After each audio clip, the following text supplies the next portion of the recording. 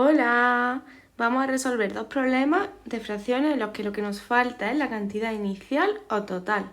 En este primer problema nos dicen, Pablo ha gastado 2/6 de su ahorro en una cámara de fotos. Si aún le quedan 180 euros, ¿cuánto dinero tenía? Entonces, lo que nos están preguntando precisamente es el dinero inicial o el dinero total, ¿vale? El que tenía antes de haber gastado 2/6 en una cámara de fotos. Entonces, siempre digo que en este tipo de problemas, sobre todo, nos ayuda realizar un dibujo, que es verdad que este problema se podría resolver con ecuaciones, pero no es necesario, ¿vale? Entonces, que a mí me estén diciendo que se ha gastado 2/6 en una cámara de fotos, esta fracción lo que nos están diciendo es que la cantidad total de dinero la vamos a dividir en 6 partes iguales. Ya sabemos que el denominador de una fracción siempre nos va a decir en cuántas partes dividimos el total y además en cuántas partes iguales, ¿vale? Esas 6 partes tienen que ser exactamente iguales. Bien, pues de esas 6 partes en las que hemos dividido el dinero, se ha gastado 2, ¿vale? 2 de las 6 partes en la cámara de fotos. Y nos están diciendo que después de gastarse esos 2/6, que por cierto, si alguien se da cuenta que la fracción 2/6 se puede simplificar, que la simplifique sin ningún problema y en vez de trabajar con 2/6, trabaje con 1/3. Es decir, que el dinero total también se podría haber dividido en 3 partes iguales, de las cuales se ha gastado una en la cámara de fotos. Pero nosotros vamos a suponer que no nos hemos dado cuenta, ¿vale? Y vamos a trabajar con 6 partes. Bueno, lo que estaba diciendo, le quedan 180 euros, es decir, que las 4 partes que nos quedan después de la cámara de fotos son 180 euros. Y como hemos dicho antes, cuando trabajamos con fracciones, todas las partes son iguales, por lo tanto, esas 4 partes que aún le quedan son exactamente iguales. Y yo sé que son en total 180 euros. Luego, para saber cuánto es cada parte, lo que tendré que hacer es dividir el total, que son entre las 4, entre el número de partes que tenemos, entre 4.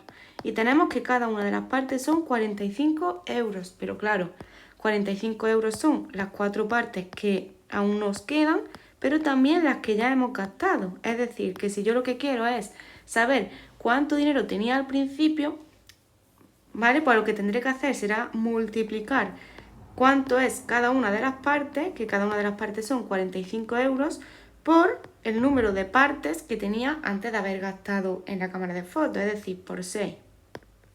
Y entonces tenemos que al principio, antes de gastar dinero en una cámara de fotos, tenía 270 euros. Vamos a resolver el segundo problema. Dice, Álvaro está de viaje. Ayer recorrió un medio del trayecto y esta mañana un quinto. Si aún le quedan por recorrer 210 kilómetros, ¿cuánto ha recorrido ya? Vale.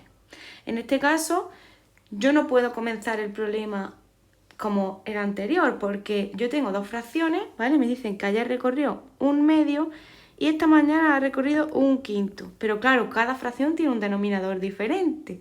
Por lo tanto, yo no sé en cuántas partes tengo que dividir el total.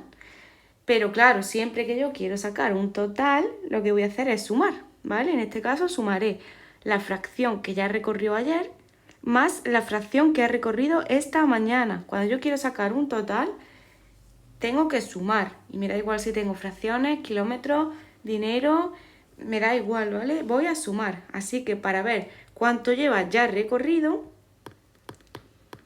lo que tengo que hacer es sumar la fracción que recorrió ayer más la que he recorrido esta mañana, es decir, un medio más un quinto. Para sumar fracciones ya sabemos que tienen que tener el mismo denominador. Entonces lo que voy a hacer es el mínimo común múltiplo de los denominadores, que en este caso es 10. Y una vez que tenemos el nuevo denominador, lo dividimos entre el antiguo denominador y lo multiplicamos por el numerador que teníamos. Es decir, 10 entre 2 es 5, por 1 es 5. Y 10 entre 5 es 2, por 1 es 2. Y tenemos que llevar recorrido 7 décimos del total. Y ahora sí, esta fracción ya nos está chivando que tenemos que dividir el total de kilómetros en 10 partes iguales, porque el denominador es 10. Y lo que esta fracción nos quiere decir es que de 10 partes en las que hemos dividido el trayecto, ha recorrido 7. Por lo tanto, le quedan por recorrer 3 partes. ¿Vale? Y nos dicen que lo que le queda por recorrer son 210 kilómetros. Es decir, que estas tres partes son 210 kilómetros. Y ojo, porque ahora no nos piden cuántos kilómetros hay en total, ¿vale? Porque si nos pidieran cuántos kilómetros hay en total, lo que tendríamos que hacer es ver cuántas son las 10 partes, sino que lo que nos están pidiendo es cuántos kilómetros lleva recorrido ya, es decir, cuántos kilómetros son estos, la parte verde, ¿vale? Pero si se hace igual que antes, porque yo lo que tengo que saber es cuántos kilómetros son una parte. Entonces, como yo sé que 210 kilómetros son 3 partes y que todas las partes tienen que ser iguales, para saber cuántos kilómetros es cada parte, lo que haré será dividir esos 210 entre las 3 partes que son.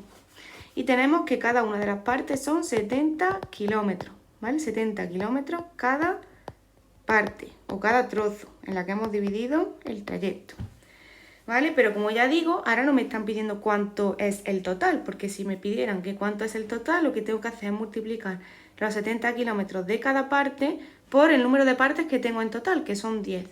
Pero no nos están pidiendo eso, nos están pidiendo que cuántos kilómetros ha recorrido ya. Es decir, nos están pidiendo la parte verde.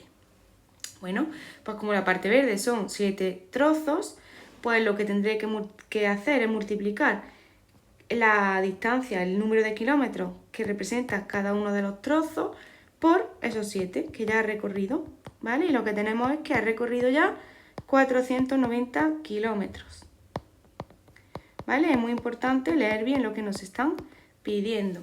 Pero sí es verdad que la forma de proceder en este tipo de problemas es siempre la misma.